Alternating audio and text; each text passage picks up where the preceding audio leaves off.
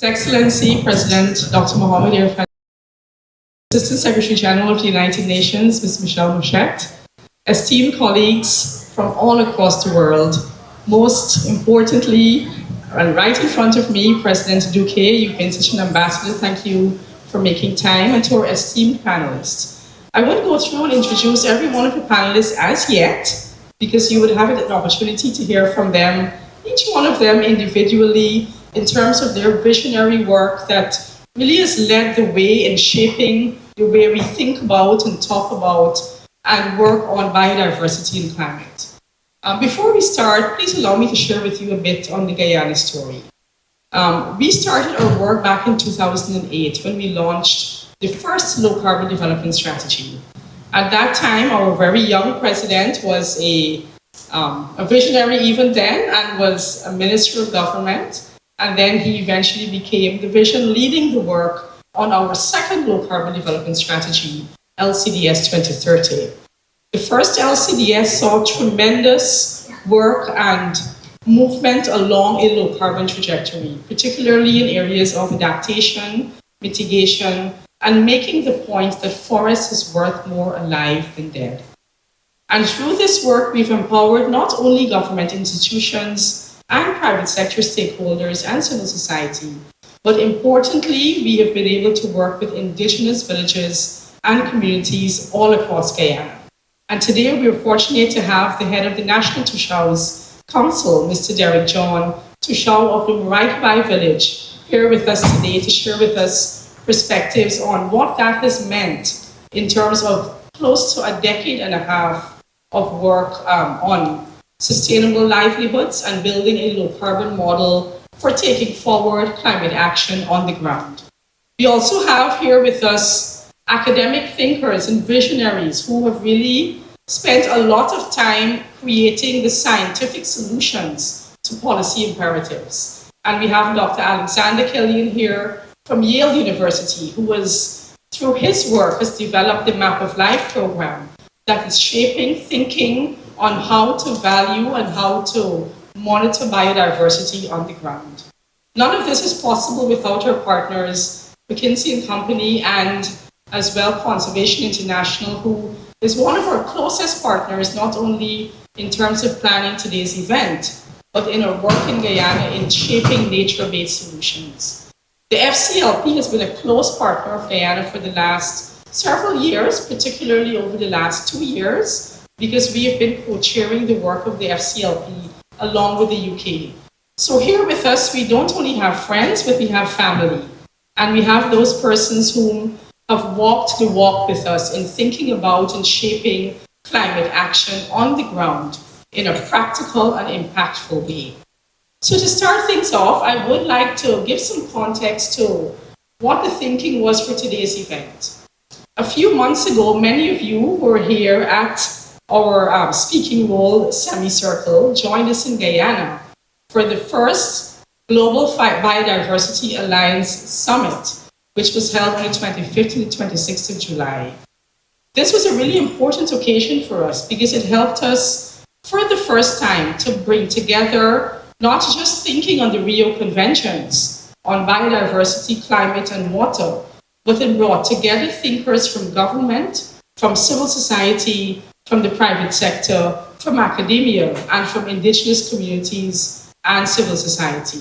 And that was a really important moment for us because it helped us to frame the ideas that will form the work of the action agenda for the Global Biodiversity Alliance moving forward over the next several years. Through the generosity of President Ali, the offer was made and accepted for Guyana to host the Secretariat of the Global Biodiversity Alliance. And President Ali will speak a lot more about that in his intervention. And I just wanted to lay that as the impetus and the thinking behind what you will hear a lot more about over the course of this evening's discussion.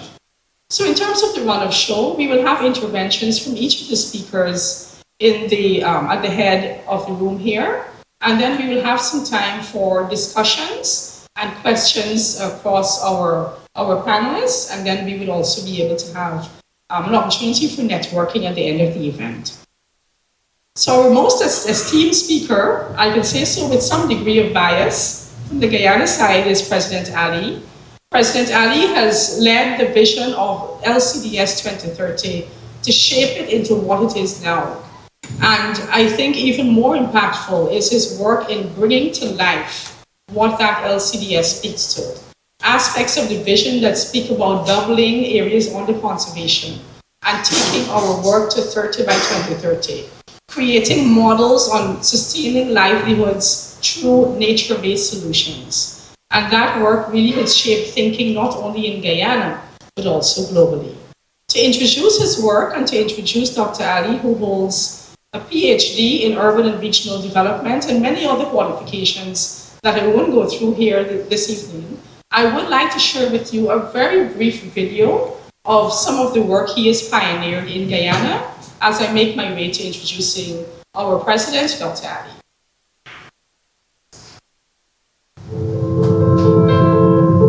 For more than 3 decades, Guyana has stood among the world's leading voices for nature and climate. From the pioneering Guyana-Norway Agreement to the Low Carbon Development Strategy 2030, this small nation has shown that protecting forests can drive prosperity. Under President Dr. Mohamed Irfan Ali's leadership, Guyana is strengthening the link between biodiversity, climate, and sustainable development. Through the LCDS 2030, biodiversity is recognized as the foundation of resilience, food and water security, and livelihoods.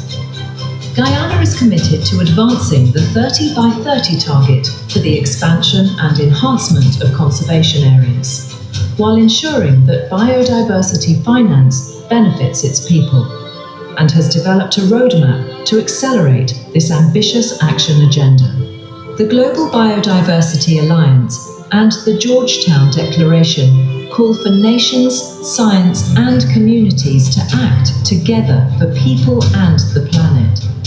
With over 85% forest cover, Guyana safeguards vast carbon and biodiversity stores that sustain the world. When we unite to protect nature and stabilize the climate, we secure a resilient future for all. Guyana, leading the way for the planet and its people.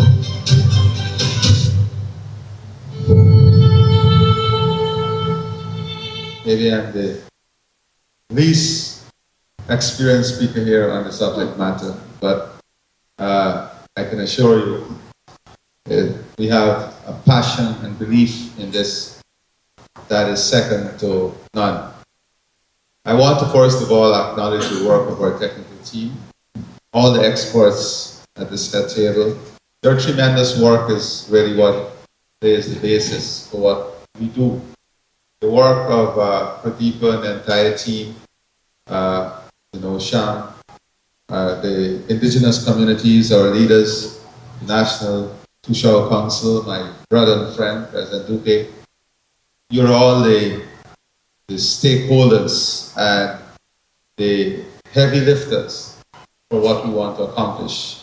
Academia, and that is the difference with the Global Biodiversity Alliance. We brought together every stakeholder.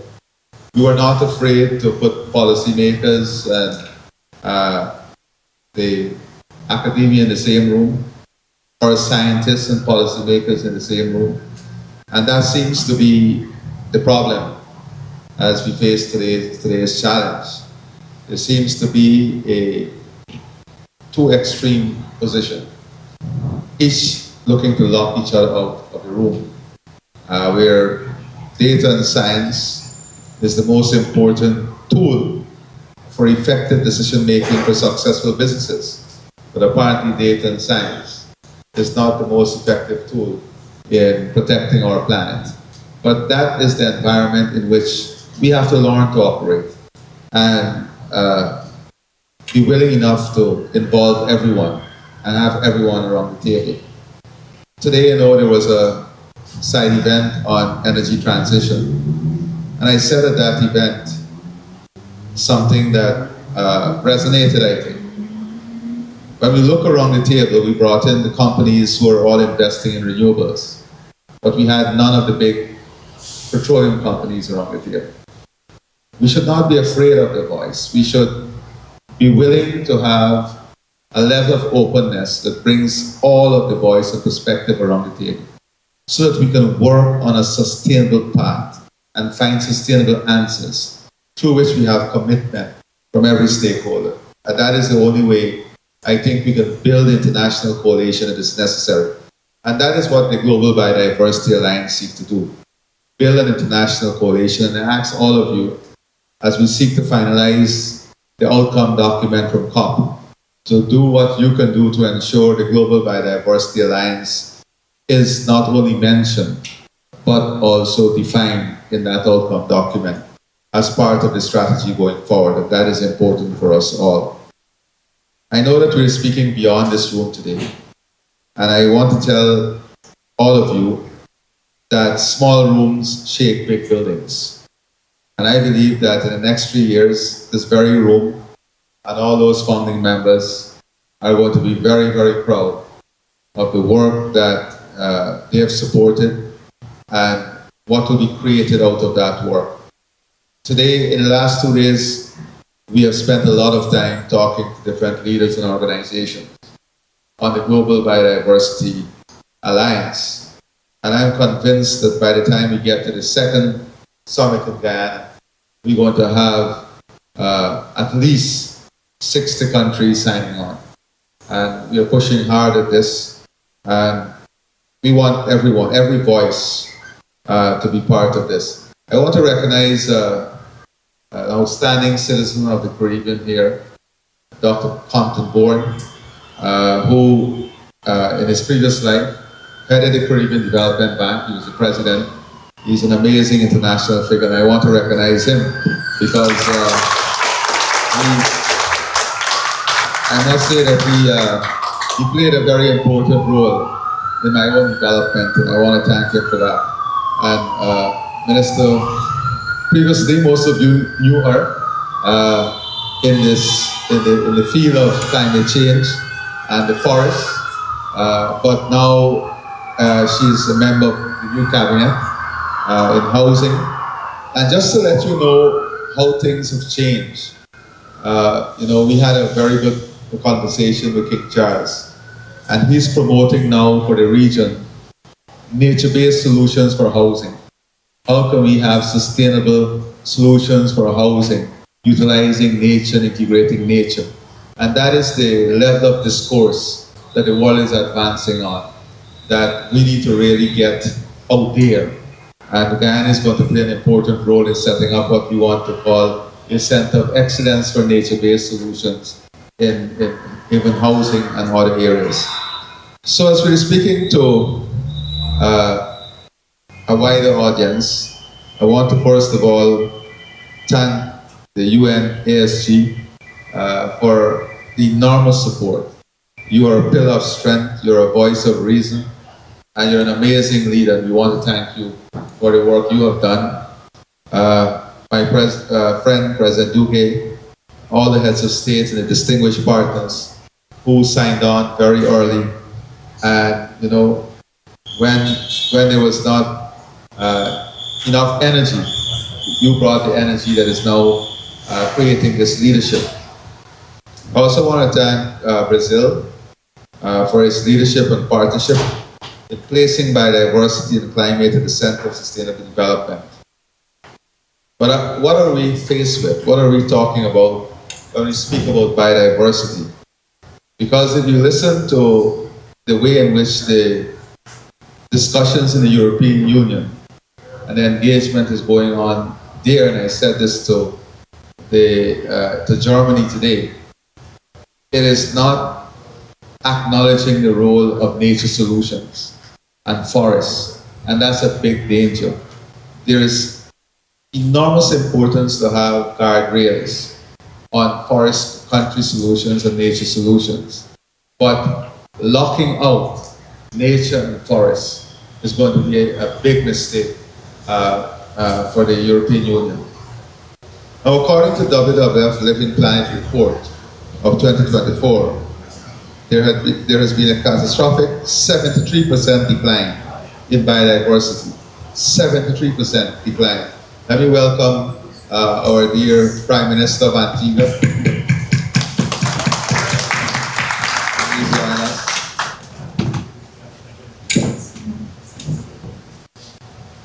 So we have a 73% decline in biodiversity over the last 50 years. Freshwater populations have suffered the heaviest decline, falling by 85%, followed by terrestrial 69% and marine population 56%.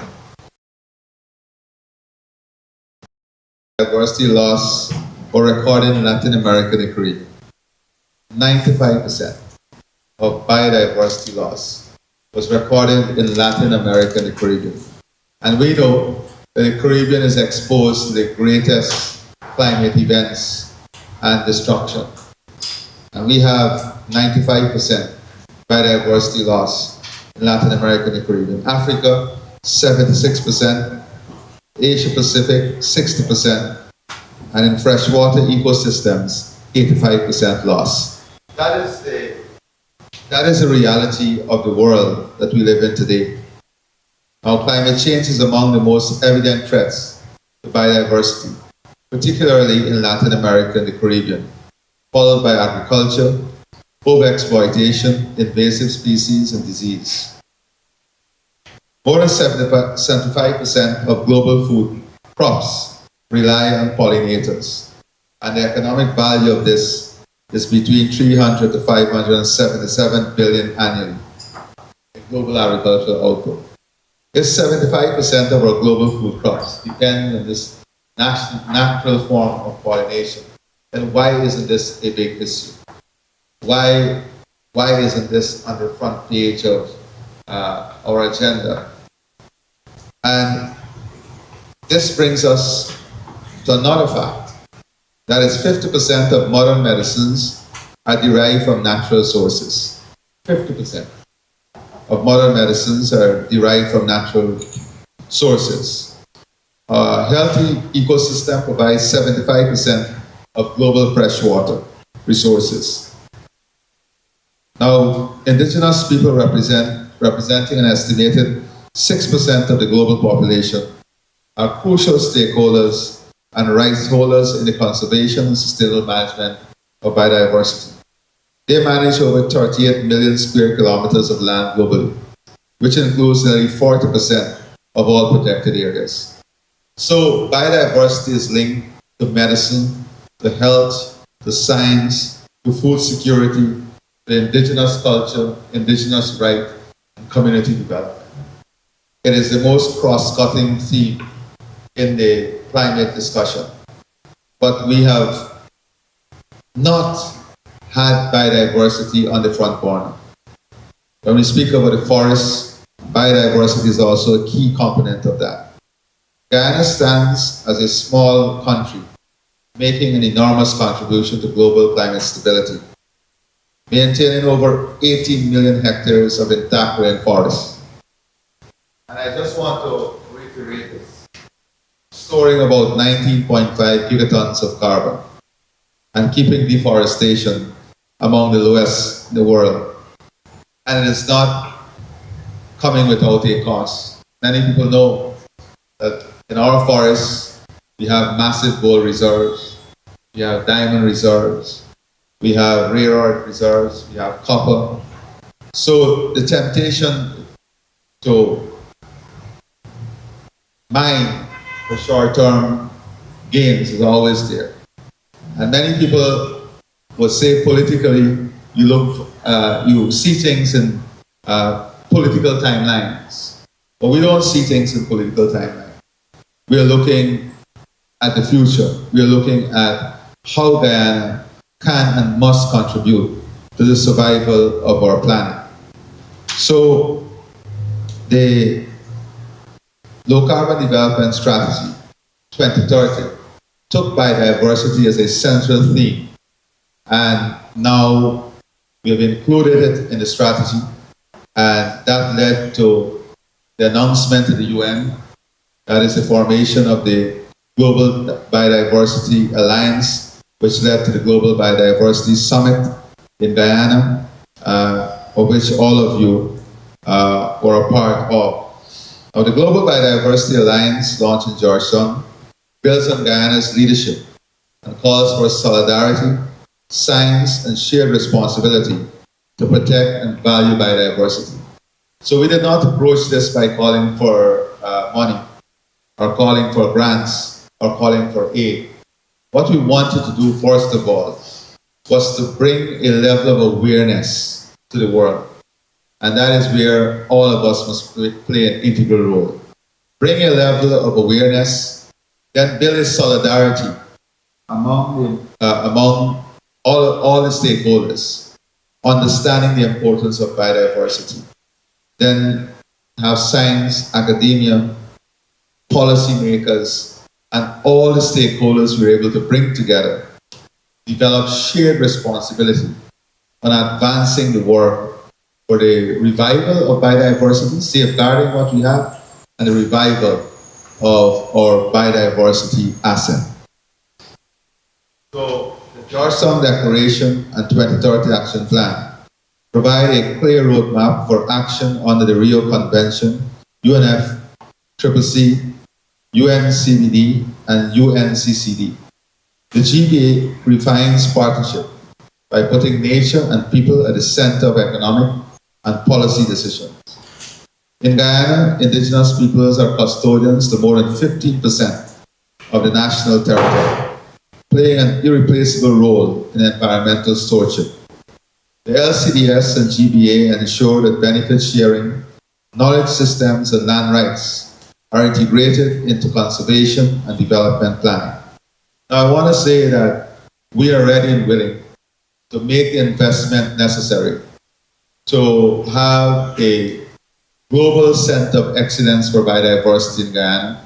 We're working with Yale to establish this and to build a global mechanism through which this center would be the hub for research, development, policy making, education, marketing, developing financing models.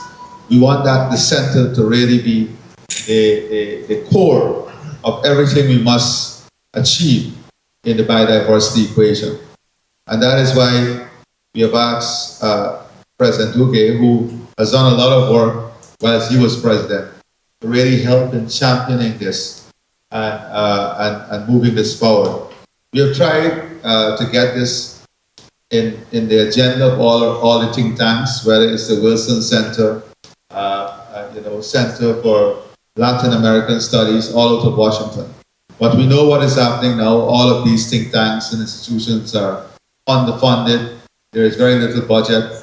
So we have to now rely on this formula, the Biodiversity Alliance, to take this work forward. So I want to thank all of you for being here and to assure you that there is no reason we must lower our head. We are in the right direction.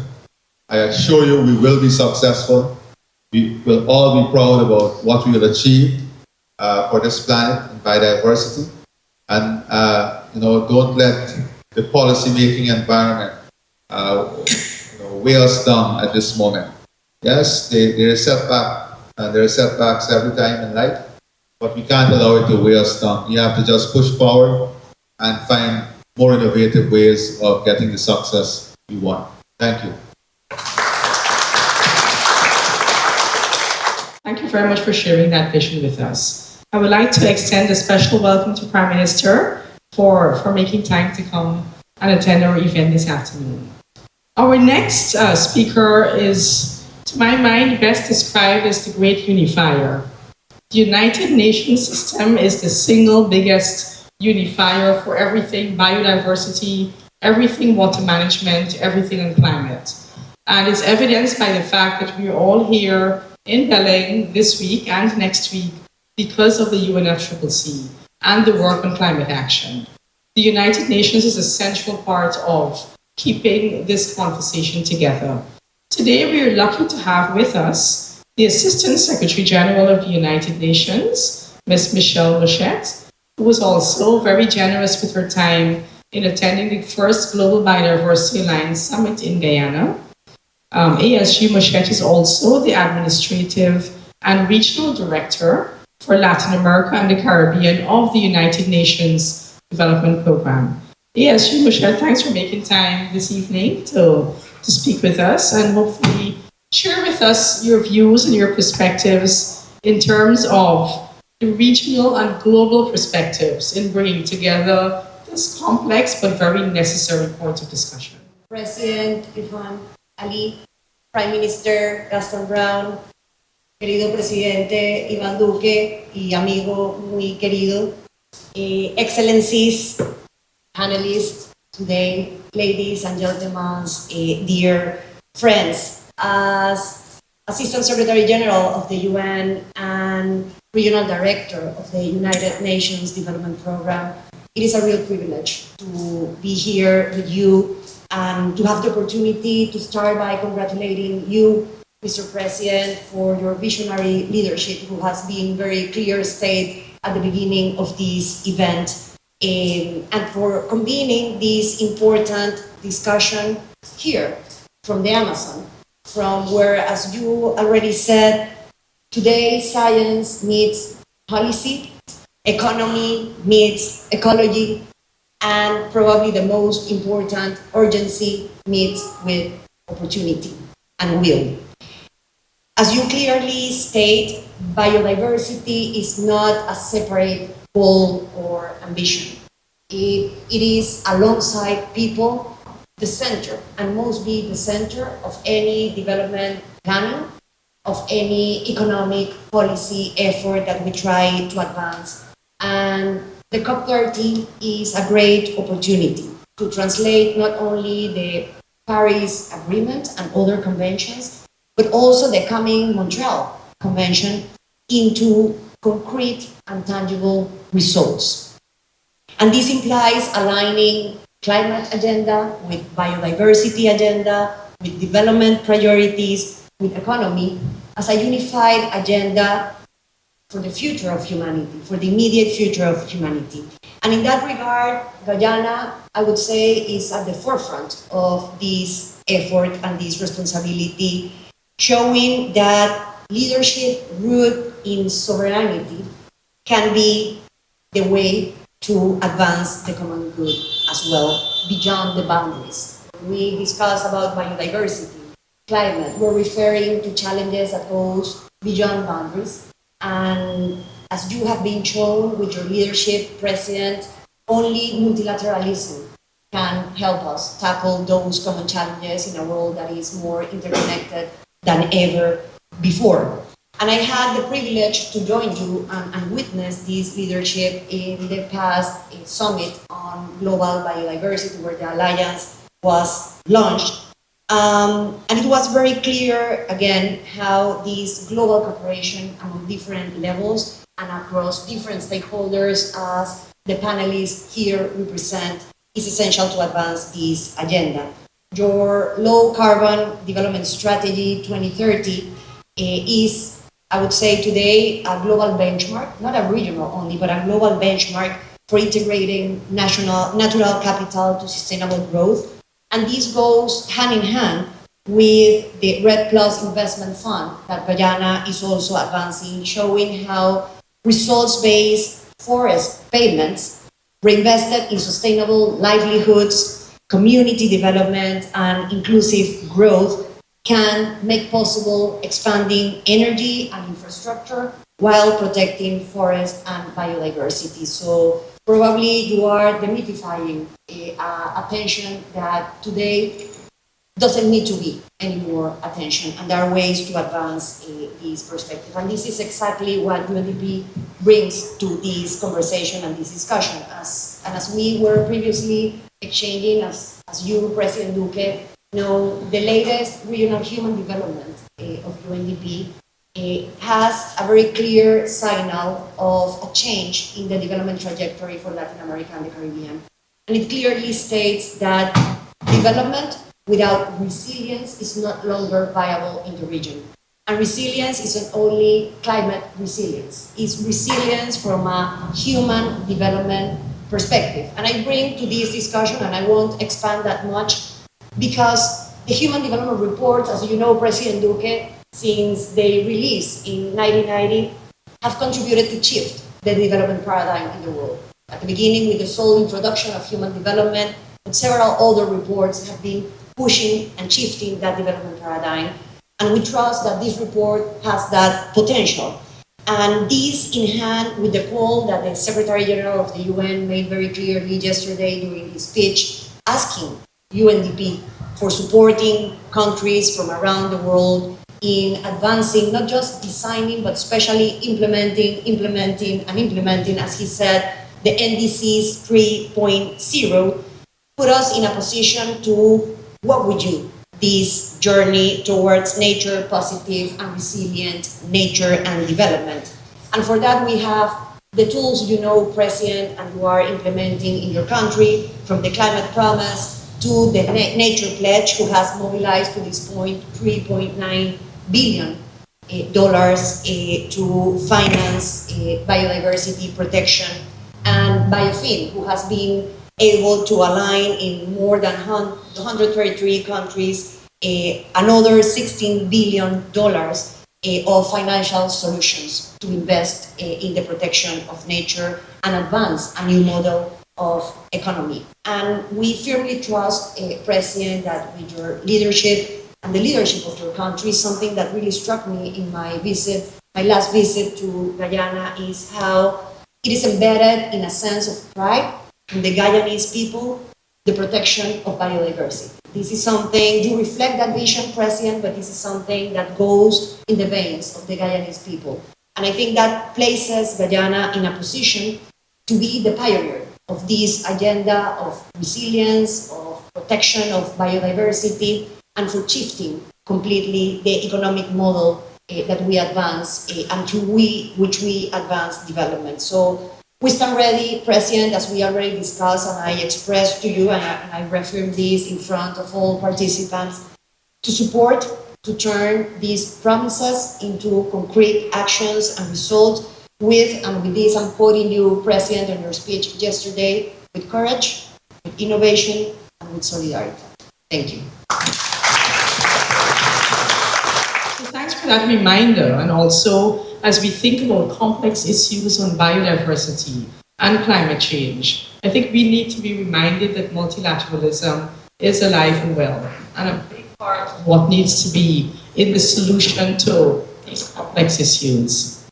I have the pleasure of inviting our next speaker, President Ivan Duque.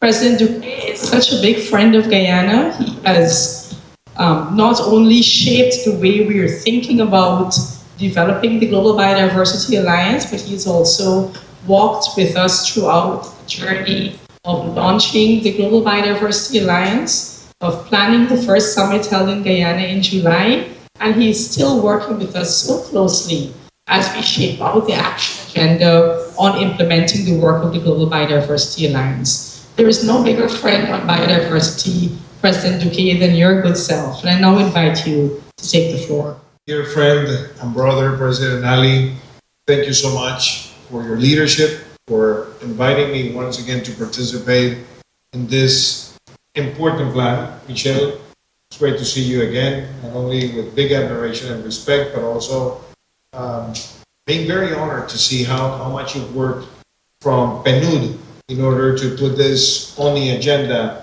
and combining it with the Human Development Index, which I think is the best compliment that we could find. A friend from Yale, Daniela, great to see you, Marcus, and also our friends from the community and who have participated in science. Mr. Prime Minister, great to see you again. And President Ali was very eloquent by describing why he has taken a big stand on this topic, why this is so important for Guyana, but also why this is so important for the world. I just want to mention one very important thing before I develop some concept that I think the Global Biodiversity Alliance should bring to the table, especially here in Belém do Pará. There are many topics in the world that are picked by heads of state because it's the flavor of the month, because there's a big political win, because it's a way to find new instruments of diplomacy. And there are very few topics that are picked by heads of state because there's conviction, because there's vocation, and because there is an integrated concept with development as an institution. And that's why I really want to applaud what President Ali has been doing with biodiversity. Because in times where many people are taking a step back on these topics, he's doubling down the bet. Because in times where people want to talk about things that are maybe more aligned with certain trends, he has picked this topic to be in his heart, in his development vision, and an integral part of the development of Guyana. So I really invite all of you to give a big round of applause to President Ali. Since I have been working with Guyana in this topic, I have been motivated by being able to use the Guyanese example to showcase that this should not be run by ideology. And that it's not ideology what should determine what energy resources that you use or what's your stand in the protection of biodiversity and nature. And I have applauded that Guyana has an integral vision. In terms of energy, Guyana is using the richness of the underground to defeat the poverty on the ground. And that is also development. And it should not be ideological. It should be practical, based on principles and values, but it should be oriented to improve the way of living of the Guyanese people. But at the same time, this has been done in a country that before the oil and gas boom was even thought, said our development strategy, it's a low carbon one. And they have been consistent and coherent, even in the energy sector. And in every single industrial sector, they have to be efficient, which means you have to be producing more, you have to be creating larger benefit, but with lower emissions. And I just believe that is amazing. But if you also consider Guyana has been saying, we want to have the lowest deforestation rate in the Amazon basin. We want to be able to put before the eyes of academics around the world, and especially in this region, the concept of a gross biodiversity product. And that we want to bring biodiversity as an asset and account it as an asset, and being able to put that on the concept of development, it's revolutionary. And this shall be replicated, and this should also be inspiring other leaders to do the same. But the other thing that I found interesting about the way that Guyana has approached this is that it has to be practical in terms of mobilizing resources. Because when we come to COPs, and now I've been in too many, so I've seen the good COPs and the bad COPs, I must say, we can tell that there are a lot of pledges, but very few disbursements when it comes to many of the tasks that have been defined in declarations and so on. And what I think is interesting about the Global Biodiversity Alliance is that it is inspiring to mobilize vast amount of resources from multilateral institutions, from private corporations, from philanthropy, but also from the budgets, and remember, from offsets in the global north that should be used to bring resources to the global south.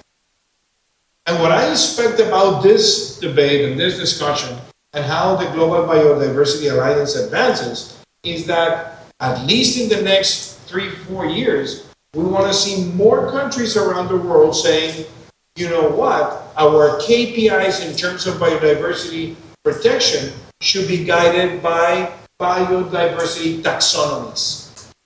Let's allow more countries to have their own taxonomies, which is the list of policies and KPIs that they want to meet in order to protect biodiversity. Once you have the taxonomies, let's go and apply the instruments. And especially the debt swaps are functioning pretty well. And we want to see more biodiversity inspired and oriented debt swaps, which means you can have debt forgiveness as long as you are fulfilling objectives in terms of biodiversity protection, but also allocating resources for those ministries and institutions that are aimed to protect biodiversity. Third, if you have already done the taxonomy and have the debt swaps, why don't we inspire countries? And also I want to see that happening in Guyana pretty soon, President Ali, to have global bonds being issued connected with biodiversity protection targets. It will be a way to open the international capital markets for many countries, but at the same time, they can be based on premiums, which will be discounts based on the quality of the policies that you're going to embrace to protect biodiversity. And that also takes me to the idea of the biodiversity credits, which have to be based on measurable units. And I think there's a unit in which now Guyana is also taking a very smart lead in the Caribbean and in part of South America, which is to double the declared protected areas by the end of this year and try to reach the 30% before 2030, which is also something that should be encouraged. So if we could use those targets, those measures, to determine how those credits will be applied, I think that will also be beneficial. And that also takes me to the ideas of guarantees. We need guarantees for countries that are aiming to protect biodiversity, and that's why the IDB, CAF, and other instruments, the World Bank, just to mention some, they can have those kinds of guarantees, which should not take away fiscal space from the national governments. That should be the innovative approach. The impact bonds for companies and corporations. And as we have discussed also with President Ali, making a call to the IMF that biodiversity investment and climate adaptation and mitigation investment should be counted below the line when it comes to the fiscal deficit calculation, so that it's seen as an investment now that will be more profitable doing it today than waiting 5 or 10 years when you have reduced your debt to GDP debt ratios. So those are the precise and practical things that I think this alliance should also bring to the table. And I'll finalize by saying that I agree with President Ali, and I think we can all raise our voice in the following days, because it will be very important that in the declaration that comes out of Belém do Pará, that for sure is going to talk about the TFFF, and for sure is going to talk about many of the funds that have been created in the last 3 or 4 COPs. But if we concentrate in mentioning the Global Biodiversity Alliance as a genuine tool where countries are coming together to identify this kind of financial instruments to massively mobilize the resources, I think this will be a success. And my last comment on the finance mobilization is that, yes, there is a major debate about offsets. And I know there are people who don't like to talk about offsets. But let's be clear, let's be reasonable. The only way in which the Global South is going to be able to massively receive the amount of resources that are available in the world from the markets is by connecting many offsets projects in the Global North with projects that come from the Global South, and especially connected with the protection of biodiversity. And I have seen it and I have tested myself. In the US, there's a big debate about climate, and you know that this is going to be happening in the next 3 years. So if you go to Capitol Hill and talk about climate, maybe it will be very polarizing. But if you go to Capitol Hill and talk about conservation, it will unite both sides of the aisle.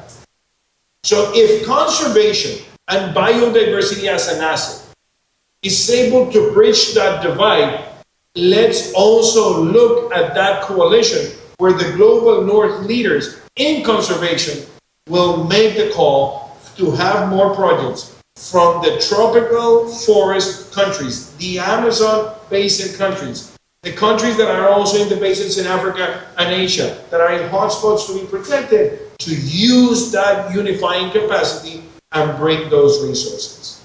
So with that said, I am very happy to see the group that is here in this roundtable, because the leadership of President Ali, the support of the United Nations, is also having a resonance with universities like Yale, with organizations like CI, Daniela, and President Ali, and I was his partner there. We called CI to help us in the technical secretariat of this coalition, because CI has been present at creation of the low carbon development strategy. CI has been in Guyana before anybody thought that Guyana should be in the radar for all this leadership in the protection of biodiversity. We need CI helping this to reach the largest global coalition possible. And Marcus, the fact that McKinsey has supported around the world many projects like this, and especially with spaces, and especially trying to help have the right indicators, it also demonstrates that the private sector and your capacity to bring investors from around the world to trust on this is going to be very important for Guyana. And as you know, from the scientific experience, from the community experience, this has to be owned by the local communities. If the local communities see that they can have sustainable, replicable, and a scalable income based on this biodiversity economy, I think we are going to trigger a revolution based on facts, not on speeches, not on ideology, but based on the fact that this can also transform the life of many people in those very deep communities around the globe. Thank you very much. Today, Tushar John will share with us perspectives in terms of how the LCDS has been implemented in Guyana and the impacts and the achievements of the LCDS and also what lies ahead. I think it's very fortunate. I must acknowledge His Excellency the President, a man of vision, a champion of the fight against climate change, and all the other stakeholders. We must acknowledge the work that have been done and the collaboration that have been taking place. But we also must acknowledge that there is still yet to be done if we are to really fight climate change and to truly promote a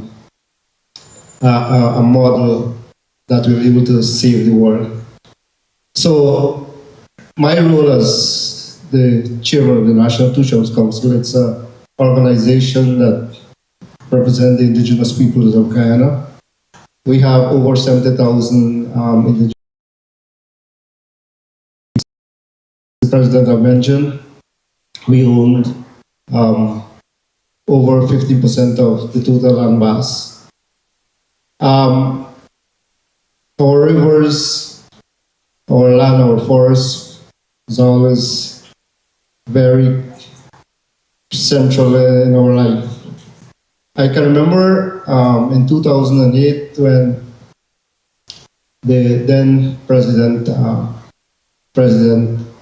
Barajagde was having this consultation with indigenous leaders, and he was put forward the concept of a tree is worth more than being cut down.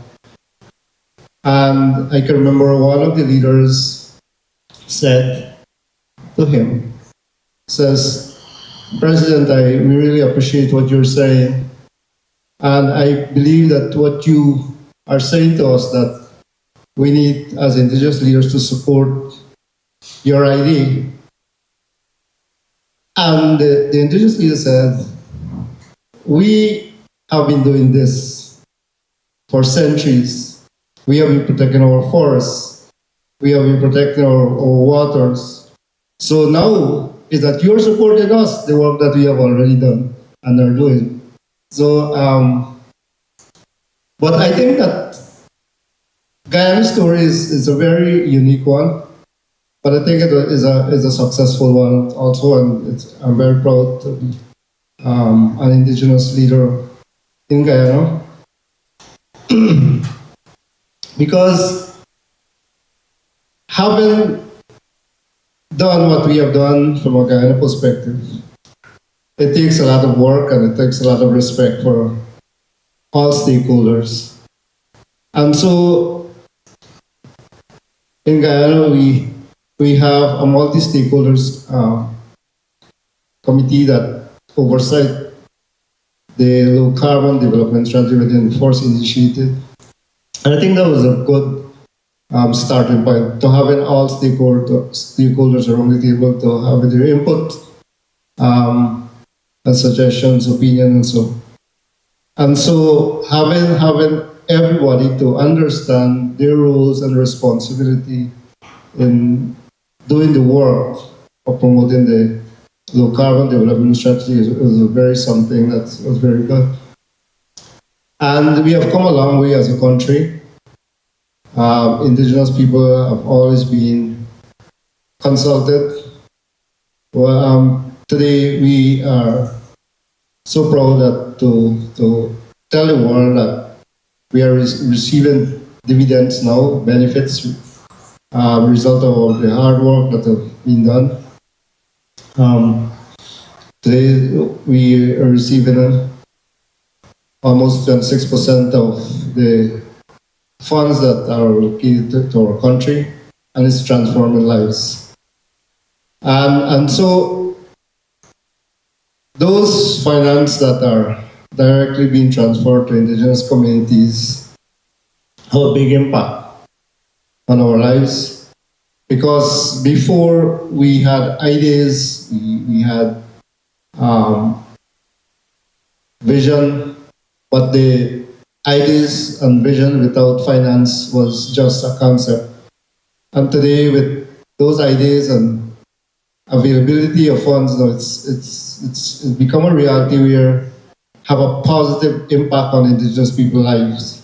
And today we are proud to say that over 252 communities are moving very fast in terms of development, not only structurally, but also we have human capacities being built. We have communities now are investing some of their funds to funding young people to go to the University of Guyana and other learning institutions.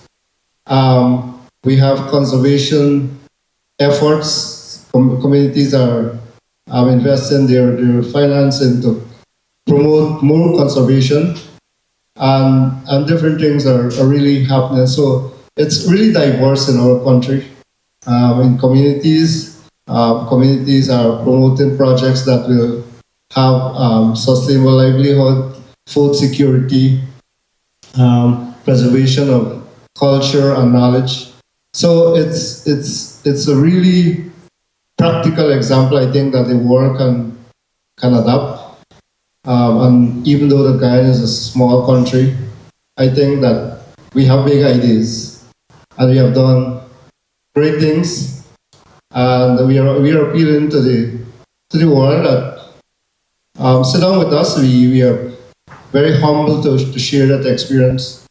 I think that the clock is ticking, and if world leaders do not act together now, we have a very doomed future. And so we have seen where the effect of climate change right across the world, not only in our region, but right across the world.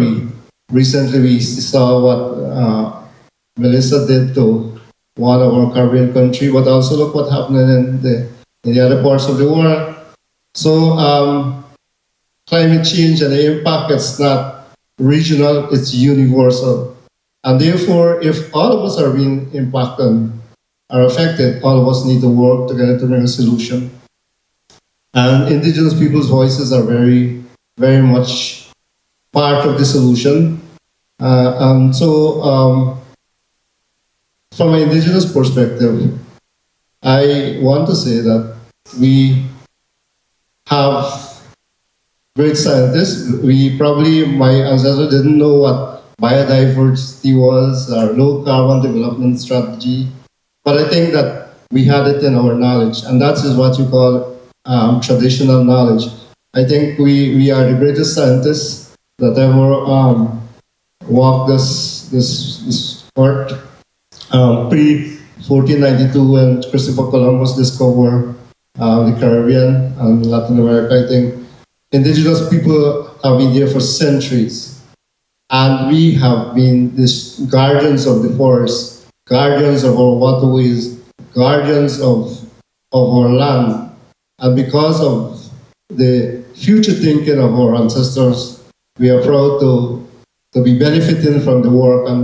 And so, moving forward, in Guyana, the National Tourism Council is very excited.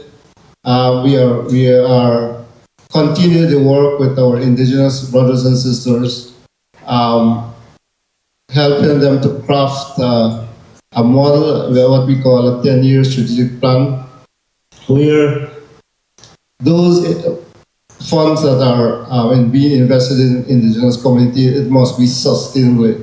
It must be long-term. And so we can able to help from our local level to help save the world. So once again, I want to say thank you so much. We're proud to be part of this, but we would also like to share the Guyana story as an indigenous person. And I'm really happy that at the Guyana level, we're having that active conversation in terms of how to bring that all together. Thanks a lot for those perspectives, Tushar. Our next speaker is from the FCLP, Dr. Ruth Davis, will share with us the potential for Guyana's model to support forest countries the world over and the role of the FCLP in bringing this to life. I'm going to take the opportunity, if it's okay with you, to reflect a little bit on what it's been like to work within the forests team in the UK government over quite a long period of time, and then to begin to forge this partnership with our very dear friends in Guyana through the FCLP.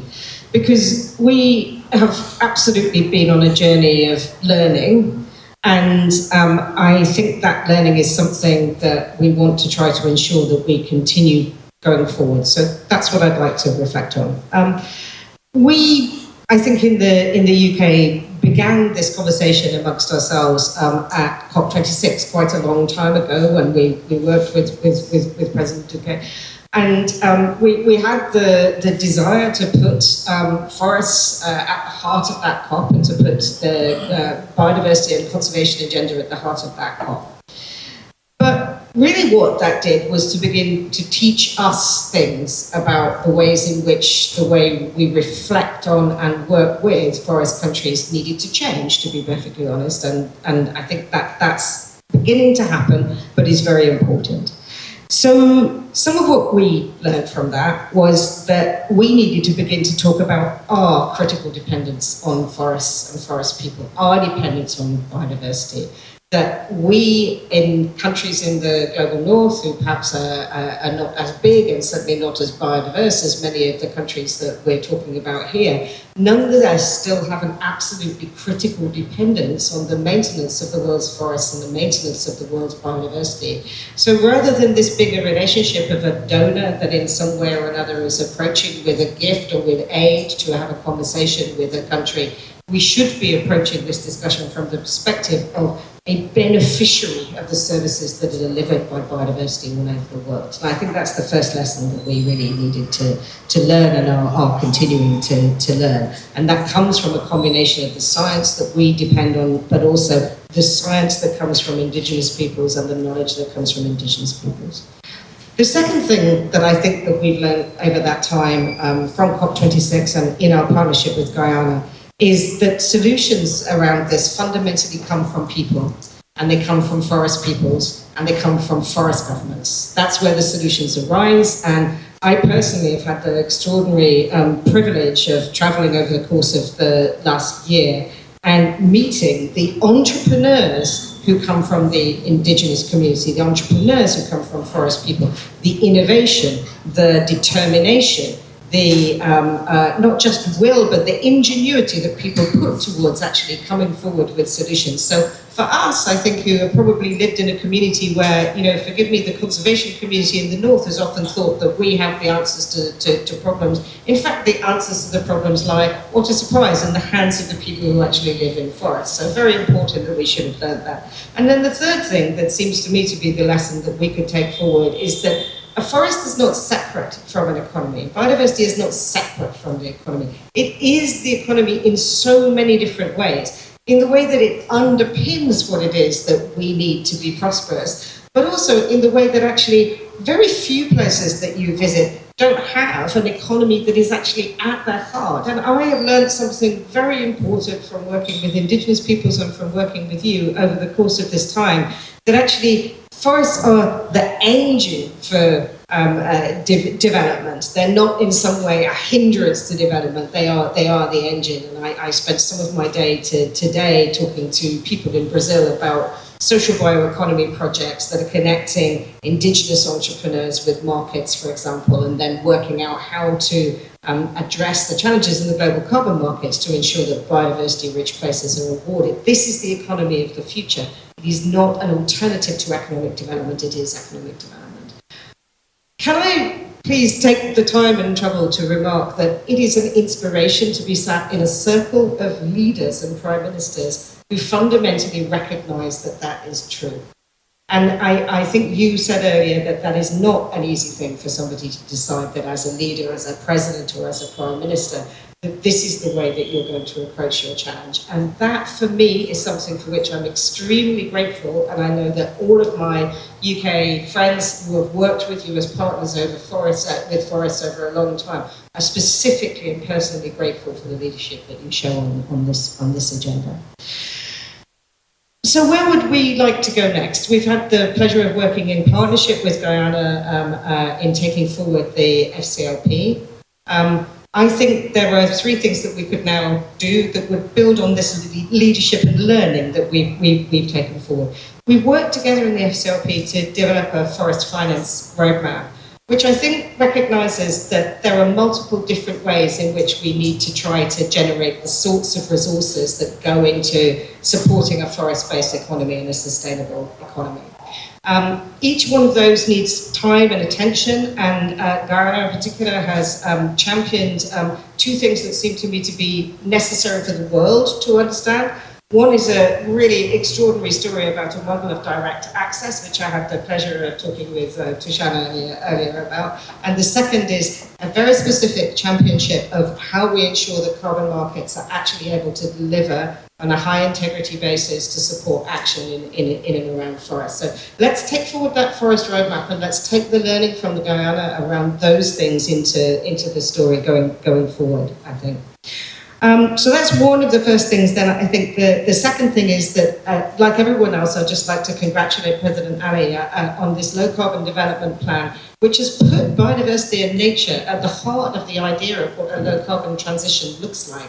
There are not very many countries in the world that have done that. There are many countries that have focused perhaps on an energy transition plan, but how many of them have actually really put biodiversity at the heart of this? Very, very few. So I think if we can take what you've done and if we can champion that in the world around us, that will be a really, really kind of extraordinary thing to be able to do. And then the third thing, which I think is remarkable, and again, I would like to express my gratitude for, is not very many partnerships are truly able to share a spirit of learning between countries that come from very different perspectives and very different parts of the world. And you are very, I think, as a community, extremely open to building partnerships between the global north and the global south, between countries that come from temperate regions and tropical regions. In a world in which it is hard to build bridges, and it's hard to sustain the idea of community, of nations and multilateralism. This is the other thing that I think we should try and cherish and take forward from this conversation. So please accept our particular and specific gratitude for what it is that you're doing, and be assured that as the people within the UK government that have been for a very long time committed to working in partnership for forests, we will continue to be there with you, individually, personally committed to what it is that you're doing and inspired by your leadership to carry on doing that. Many thanks for your help and thank you for asking me. just to assure you that we are very thankful for your support, and we are very humbled by your support. But an important point you made that I think must not evade us at this COP. The TFF is part of a roadmap, a financing roadmap. The FCLP, though started a long time ago to bring together the forested countries, is not at odds with the TFFF, as you rightfully said. And that is why sometimes we get a lot of fragmentation, because the TFF should really be a part of that menu of options in this roadmap, and not try to evolve as an entity by itself, but as part of that menu. And that is why I think the conversation gets very fragmented, and we have to be careful of that. But thank you very much for your support, and thank you very much for the FCLP work. I don't know, we have not done a good enough job at telling the world what the FCLP has done. When you read the documents in the report, the FCLP has really led the way and did the heavy lifting. What we are experiencing today is as a result of the heavy lifting that the FCLP did, and I want to congratulate all of you in the FCLP. I would like to clarify that Dr. Ruth Davis represents the UK government and is a special envoy on climate. And as its co-chairmanship role for the FCLP, the UK is also working with Guyana in shaping over the next 2 years to work on climate and the agenda of the FCLP. So thank you very much for your leadership from the UK side and also from the FCLP. Thank you very much. We have as our next speaker, Dr. Alexander Killian from the Yale Center for Biodiversity and Global Change. Just a brief word of introduction, Alex, before he takes the mic. Alex has really evolved the conversation during the course of the Global Biodiversity Alliance Summit back in July, and since then, in showing how to make something that is truly complex, practical, and implementable. And Alex, I think it really is your approach and the approach of the Yale Center that is making this big difference and shift in bringing science central to the policy discussion. It's an honor to be here to join you this evening as we reflect on a powerful convergence of leadership and vision, embodied in Guyana's low carbon development strategy and the Global Biodiversity Alliance. So together they represent not just national innovation, but a global movement, one that demonstrates how countries can align climate and biodiversity goals to build resilient, inclusive, and nature-positive economies. Guyana has shown the world that protecting nature and advancing prosperity can go hand in hand. Through that LCDS that we've heard about today, Guyana pioneered a model of low-carbon growth and has maintained one of the world's most intact forest ecosystems while delivering real economic value to its people. Now, through the partnership of the Global Biodiversity Alliance, the model is being scaled and shared, uniting countries, communities, and institutions to halt biodiversity loss, to mobilize finance, and to translate the lessons of climate action into those of biodiversity action. So I'm very privileged that is the topic that we're discussing here today. The National Biodiversity Monitoring Initiative is part of that and is the scientific foundation of this next chapter. It establishes the first fully standardized border-to-border biodiversity monitoring system aligned with the LCDS and GBA's 2030 action plans. This initiative builds a bridge between science and policy, between carbon and biodiversity, and between national priorities and global frameworks, such as the ones we're hearing a lot about these next couple of weeks. But at its core, I believe this work beautifully demonstrates how science can serve society. Core to this monitoring strategy is its information system. That's the work that the center that we've been doing in Guyana is focused on, which integrates data from satellites, from field sensors, local ecological knowledge, into a unified digital infrastructure. This will transform how we understand and manage ecosystems, allowing real-time insights into species trends, ecosystem integrity, and climate resilience. The same forests that secure Guyana's carbon stocks also safeguard biodiversity that stabilizes ecosystems and sustains livelihoods. By embedding biodiversity data into this framework, Guyana is coupling carbon and biodiversity as mutually enforcing pillars, as we heard. Each enhances the other's integrity and value. Carbon finance supports conservation, of course, and biodiversity monitoring then verifies the state of ecosystem health, which ultimately supports carbon sequestration and climate resilience. This integrated approach creates a new generation of nature finance, where investments deliver verified co-benefits for climate, nature, and communities. But the foundation of this system isn't really data, right? It's integrity, and it's not just scientific, it's social. This monitoring initiative will soon be fully Guyanese-led, which emphasizes data sovereignty and ensuring that local communities benefit from the knowledge, capacity, and opportunity that biodiversity monitoring brings. It's a model where science uplifts people, and where inclusion strengthens the scientific integrity, which we rely upon. One of the most important contributions of science in this effort is its credibility. And by applying rigorous, transparent monitoring methods and aligned biodiversity indicators with both the CBD and emerging financial markets, Guyana is establishing a trusted valuation framework for biodiversity. This is something I'm very, very excited about and look forward to next year coming back and talking about the progress that we've made. This framework will enable high-integrity biodiversity finance, where every claim of ecosystem gain is backed by measurable and verifiable evidence. In practice, this means that the same forest can generate stacked climate and biodiversity value, creating co-benefits that reinforce each other financially, ecologically, as well as socially. If there's one thing you walk away with, I know you want to say some more. You can jump in. If there's one thing you can walk away with, I hope it's this. This is how science bridges the world of policy and markets. It's by translating ecological integrity into economic opportunity without compromising one another. And that's what I believe is happening here. And so what's being built here is far more than just a national monitoring program. Sure, that's what we focus on, but it's a blueprint for global replication. And it's through the Global Biodiversity Alliance that Guyana is specifically creating many things. A national biodiversity data backbone that centralizes and harmonizes information. I love that I heard the word taxonomy come out. We think about taxonomies a little bit different, but the policy taxonomies and the financial one are equally important.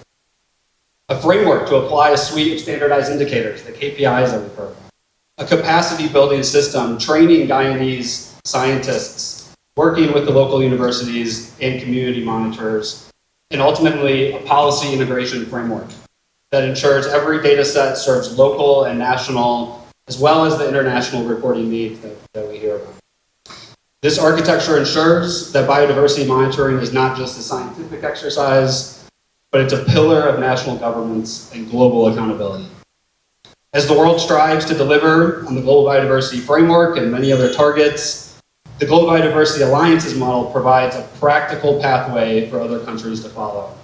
It integrates biodiversity into national climate strategies. It couples carbon and biodiversity to generate co-benefits. It empowers local communities as stewards of both data and the ecosystems in which they live. And it grounds all of this in a transparent, science-based system that the world will trust. This is the essence of our mission. It's not only to protect life, but it's to redefine its value, to transform good intentions into measurable progress, and to show that science and policy together can scale economic solutions for both nature and people. I'd like to say thank you very much.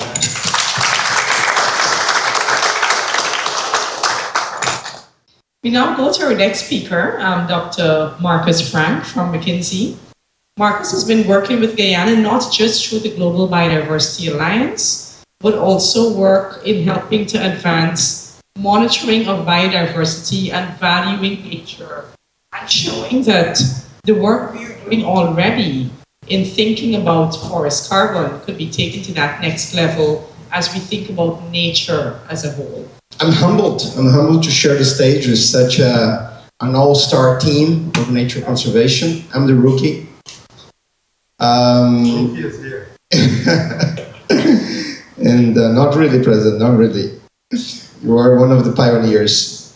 And I'm also honored because, Guyana, if you want to talk about nature conservation, I don't think there's any other country in the world that is, as engaged in the forefront as Guyana. And that's not a 2025 thing. That's back to the, 2008, to the first LCDS. That McKinsey's nature practice actually started in 2008 when we supported that plan, and we took it from there. So you are the pioneers. You're the pioneers of REDD+, jurisdictional or REDD+, which I truly believe. A lot of states in Brazil are now trying to catch up, but you are the ones who actually had a successful framework in place, and even now in compliance markets. So, you are at the forefront, so there's a lot for us to learn as well. So, valuing ecosystem services. Why is it important for nature financing? First, because they are big. They are big. If you take, for instance, just the Amazon basin, we recently undertook a research effort together with CI, and we came up with a figure which is close to $1 trillion per year. Just for reference, that's 20-25% of the GDP of South America. Okay? So, how is it big? Yeah, it's big because it touches so many dimensions. The whole agribusiness power of Brazil, Argentina, for example, would not exist with ecosystem services. Okay, so first, it's very relevant. It's big. Now, how do we actually translate it in practical terms? We could take. there are more than 10 different ways to communicate and translate this into actual nature financing. I'm just going to talk about 3 because I think you're probably all agree as well. First, as President Duque rightfully said, for some reason, in some corners of the world, it's not cool to talk about carbon these days. Okay, by grace of God, conservation is actually accepted. So it provides a different framework to talk about and finance nature. And there are very, very specific and pragmatic ecosystem services which have already been valid for a while. For example, watershed protection. There's a program from the Panama Canal that is valued more than $730 million. Because if they don't get water, they don't fill the dams. If they don't fill the dams, the world trade doesn't go through. Okay, so there is a lot of funds that can come directly from biodiversity and ecosystem services.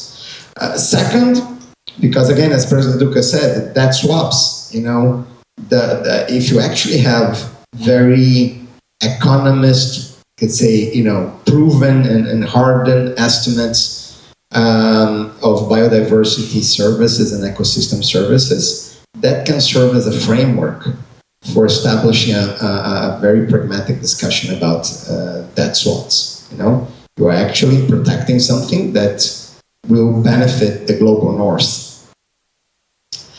And third, and one of, for me, most short term, I think that the biodiversity and ecosystem services, they actually make it tangible, the discussion that not all carbon are the same. I think now that we are accelerating, nature financing through carbon deals, there are a lot of people who are jumping on board. But not all carbon is the same in a sense, but it's not because it provides additional services. And we can see a very clear example of that is the Guyana Red Plus program. It trades at above $20 a ton, where the average in the world is $10. You know, one of the reasons is the credibility of the program and its monitoring. But the other is because people understand that the Guyana Shield plays a critical role in the global biodiversity. Okay. So I think that, you know, having, as was discussed here, a very trusted biodiversity valuing and monitoring can help, you know, have a more, you know, I would say objective discussion about how to price carbon. Thank you very much. I'll now hand over to Dr. Daniela Raig to wrap up this very interesting discussion before we move to the last segment, which is going to be a dialogue among partners on areas that we have in our theme this afternoon. So Daniela, could you wrap up for us in your capacity as the Chief Executive Officer of Conservation International on how do you see the imperatives of nature-based solutions really playing an important role for development? Thank you very much. President Ali, it's a pleasure to be here with you, President Duque, Prime Minister, fellow panelists. I am really privileged to be among such a distinguished group, and I'd like to try to answer the question by pulling on a few threads that I've heard as listened to the distinguished panelists here. And maybe to start by just reflecting on, here we are at a climate COP talking about biodiversity. And this is the first official event that I'm participating in at the climate COP, and it brings me an incredible amount of joy to spend this time talking about biodiversity. Of course, we know the critical role that nature plays in regulating global climate, and we know that nature is an essential piece of the global climate solution. But we also know that there is a dearth of support, attention, and financing for nature as a climate solution. So, you know, at the beginning of what we intend and hope will be the Nature COP, it really is quite gratifying to spend this time talking about biodiversity. You know, we heard, of course, the critical role of forests and other high-carbon ecosystems, and not only from a mitigation perspective, but also in terms of resilience and, you know, the dampening effect that natural ecosystems play and the importance of that in the global climate arena. Another theme, though, that we heard really links directly to development and the economy. And this is critical as well. The historic conventional paradigm has completely ignored the critical role of nature and biodiversity in supporting our livelihoods, our incomes, our jobs, and the economy writ large. And what I'm hearing is a very strong commitment, not just a call, but a commitment to change that. We can no longer ignore the role of nature. Nature can no longer be an externality that is not accounted for, that is not measured. We need to rethink the economy in such that nature is not only deeply linked and integrated to economic paradigms, approaches, and outcomes, but it is a catalyst. It is from where the economy is actually derived. It is at the core, it is at the center. And so how do we do that? How do we do that given that we are up against centuries of an economic model that didn't do that? And how do we do that given that the financing that is available today doesn't do that? So we have to really bring all of the tools. Yes, debt for nature swaps and debt conversions, but also working, you know, on trust funds, working on the carbon market, creating biodiversity and nature as an asset class that is investable. Also looking at small businesses. What are the nature positive, environmentally friendly businesses that need to flourish at all scales? And this is a critical question right now, because what we are seeing is the disappearance of overseas development aid and the decline of grant funding, even from public sources. Philanthropy is there, but of course philanthropy is not going to solve the problem. We need to find ways to harness whatever public funding, grant finance is available with philanthropy and blend it with private capital to make that funding go further in integrating nature as a key component of the economy for positive climate outcomes. The third theme that I've heard today is around collaboration. We've heard about how important it is and has been and continues to be to bring the public sector, the private sector, civil society, and academia. And we must really commit ourselves to that at all scales. Indigenous peoples, local communities, national level bodies, global level bodies, across sectors. And that's really key as well, bringing multiple sectors together. Why? Because it is through that type of collaboration that we learn. We heard about learning. We've heard how important listening, looking each other in the eye without the barrier of a screen, breaking bread, creating some level of proximity, how important that is to building the trust that will lead to practical solutions.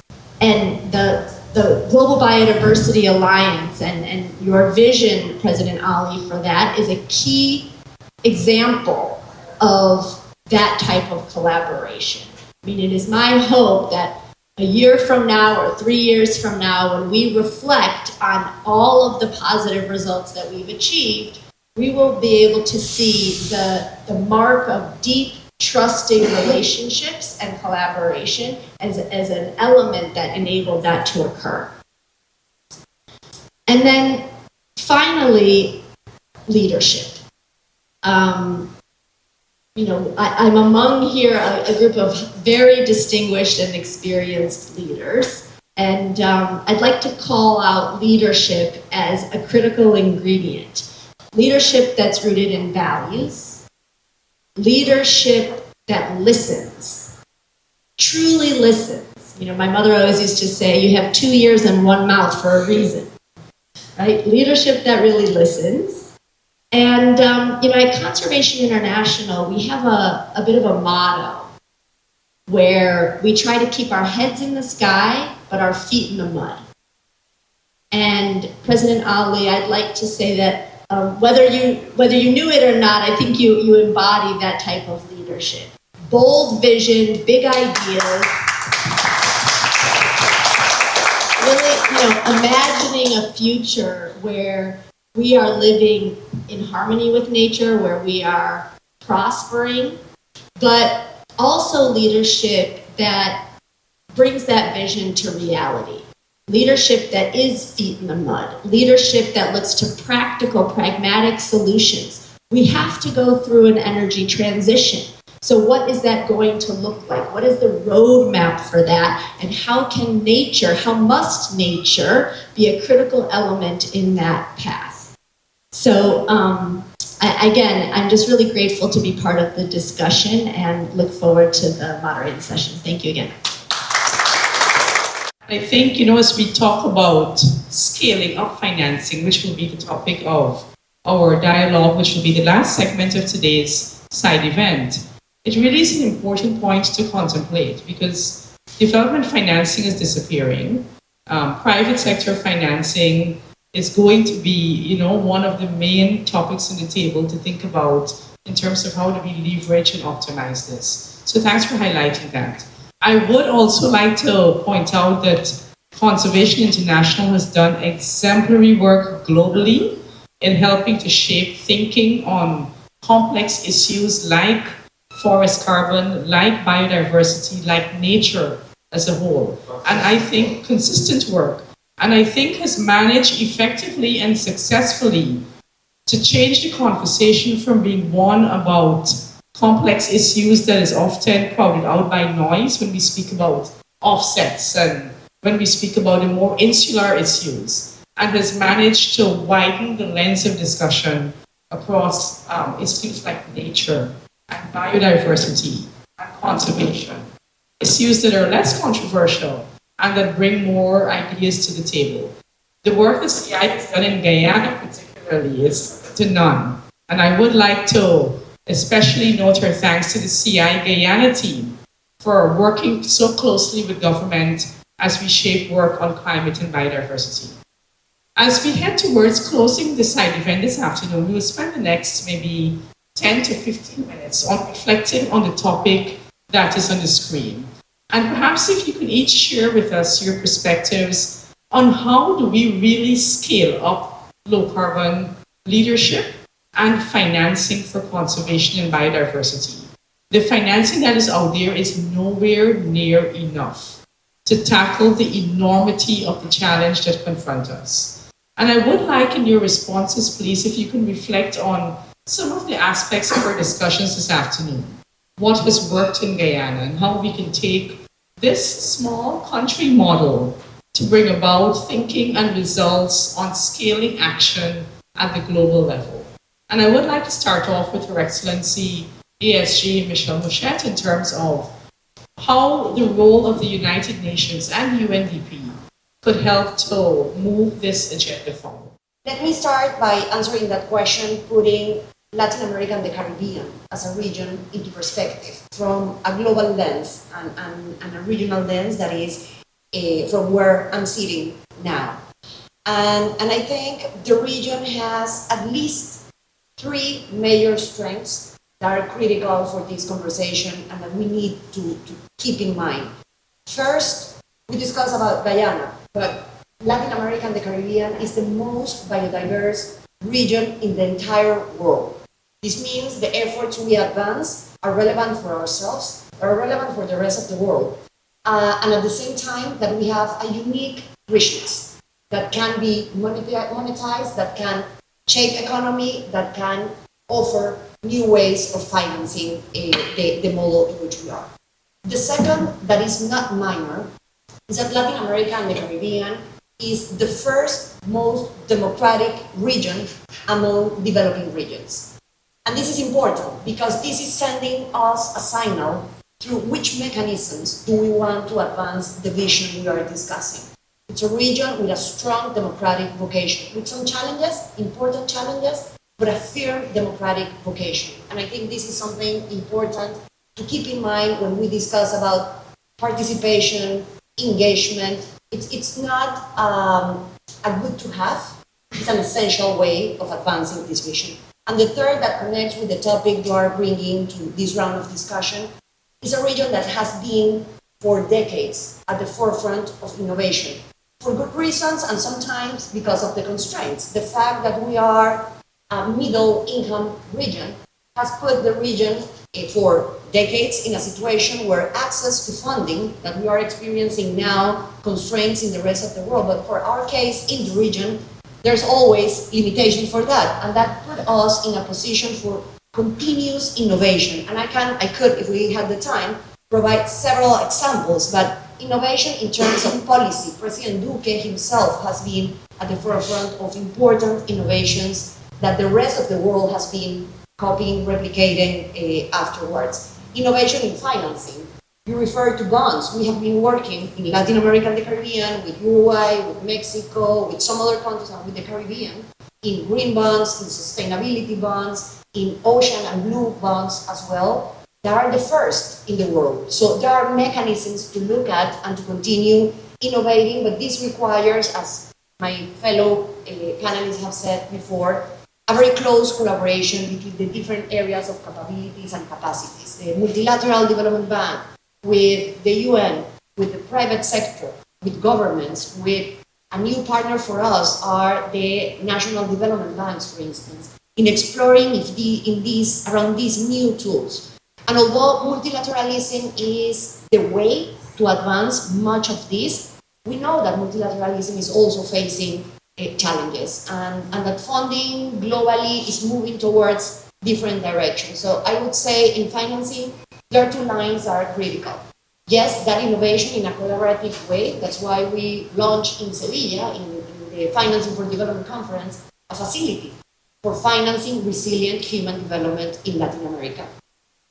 But the second is to ensure that we are aligning the available resources in the right way. For those, we have the financing frameworks, which we are working with Guyana and several other governments, to ensure that the resources are really aligned with the vision we are discussing today. And at the same time, as part of these innovations in policy, in financing, the region is shaping completely new markets to advance, again, the vision we're discussing today. So what I want to bring into perspective and injecting and building upon the hope that this conversation is awakening in all of us is Latin America and the Caribbean can lead the way to build upon our strengths, not focusing only and exclusively on the challenges that we have that are serious.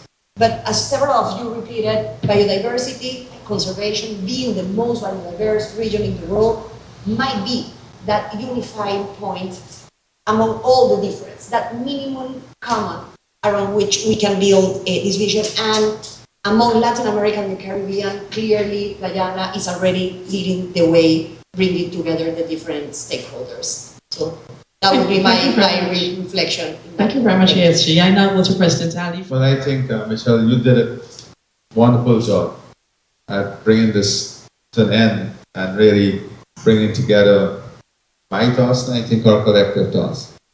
But, years ago, I went to a lecture, and we all know this saying, is the glass half full or half empty? When you look at biodiversity and ecosystem, and you look at the reality of the market, where people are willing to pay 3,000 or 4,000 US per night to go into a good quality eco-resort, it tells you that there is capacity, there is appetite out there for a product. The word today that I think we should take away is the innovation and creativity of that product. Look at Singapore and the way they change the culture and the way in which the population think about the environment, about culture, and life itself. Maybe there is something we can learn there. How is it we can create? Everybody who spoke at COP today say, oh, I think about my son and I look at my little 4-year-old child. I wonder what world that child will grow up in. Maybe that is the answer. Let us create a product that you invest in the world you want that child to grow up in.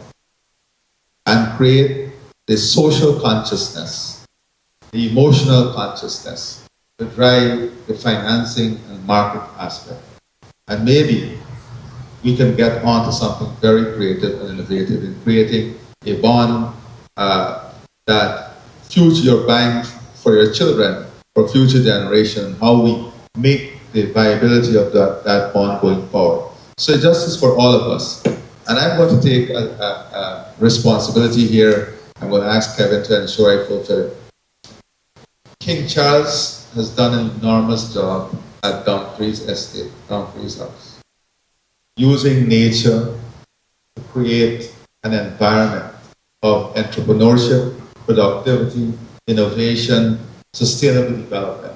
And I really think we should take a group to see what is done there and how it has changed and transformed that society. The big problem was dropout rate, teenage pregnancy, alcoholism, and he took the worst community and created this model that is now self-sustaining. And we maybe should do an event there and to look at that model and the application of that model.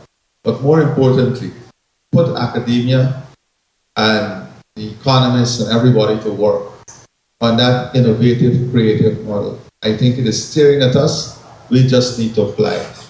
But it cannot be applied if we are going as sole traders. It must be a collective partnership. We must be able to understand that this is one commodity. This is one product that we are all embracing. And that is where the big challenge is, bringing everybody around that. And that is why by the time we get to the next Global Biodiversity Alliance, we have to come up with a menu of policy that should guide biodiversity planning, development, financing, and make that really the manual of biodiversity. How we come up with a manual of biodiversity will be very important. Thank you.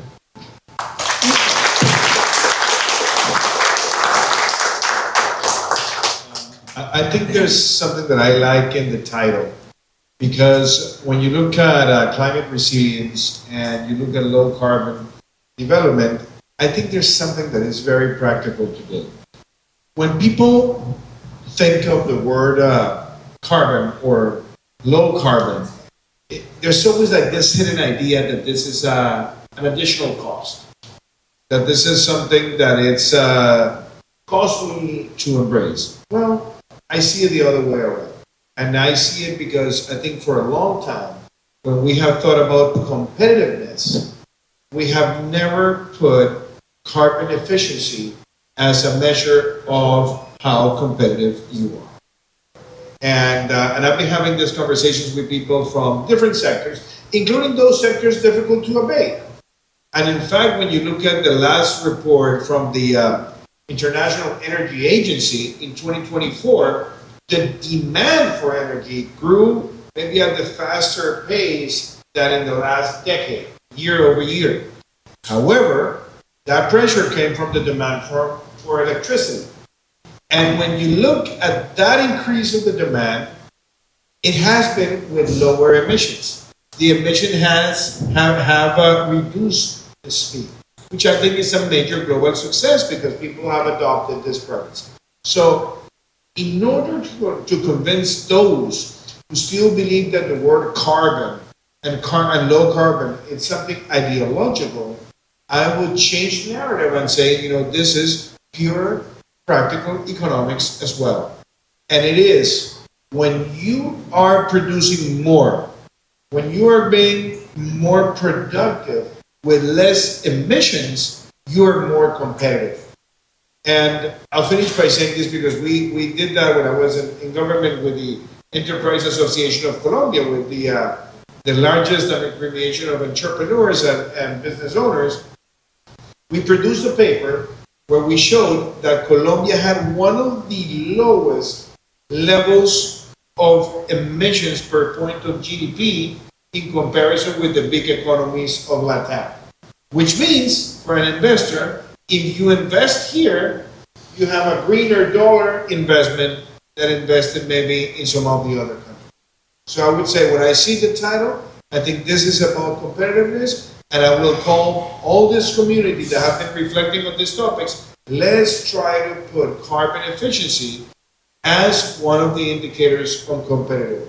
And you will find out that, for example, a country like Guyana that has adopted this premise, that has become a state policy for so long, or longer than any other country in Latam, Guyana has become more competitive because it's producing more, it's trying to be more efficient, but it's also having a smarter way of because it is based on less emissions and also with the idea of protecting biodiversity. So let's put this topic there, and I think we will win more people in order to be convinced that this is also something that makes sense from a competitive standpoint. Thank you.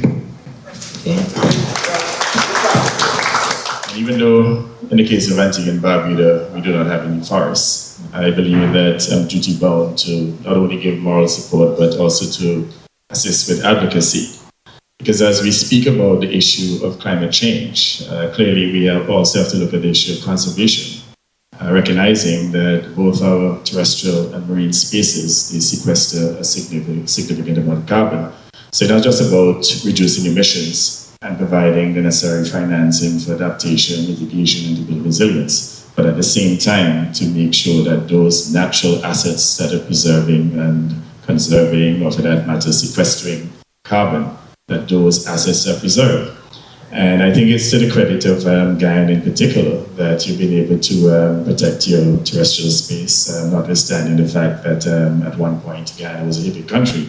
And the fact now that your forest is still intact and is part of the lung of the world, I think that is a very important achievement that should certainly be celebrated. But as we speak about the issue of biodiversity, perhaps there needs to be a broadening of the alliance. Clearly, there's also the issue of preserving our oceans. For many of our countries, especially small island states, we are large ocean states. And just as in the case of forest countries that you've been losing biodiversity, similarly, in these large ocean states, we are also losing biodiversity. You would have recognized that we have lost a significant amount of our coral reefs and other forms of fish and fish products.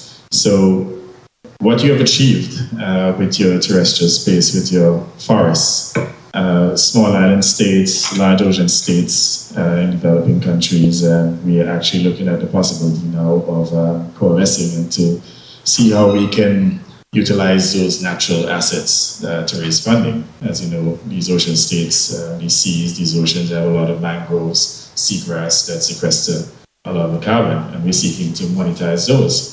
In fact, there's a discussion taking place within the OACS, led by Antigua and a few other countries, in which we're now seeking to create a nature bank, one in which we could invest our natural assets and to monetize those assets, and also to utilize technology to include blockchain technology, even to issue stable coins backed by these natural assets. So these are discussions that we can have to see how there could be greater collaboration and coordination between not only forest states, but ocean states as well, and to see how we can use conservation as a tool to raise funding in order to help to protect our seas, our oceans, and certainly our forests. And reality is, when you look at the consequences of climate change, it will require funding in order to conserve your forests. Without funding, clearly, you will struggle to maintain your forests. So it is for us to continue to collaborate and to utilize our creativity to come up with creative instruments. And several instruments have been discussed already.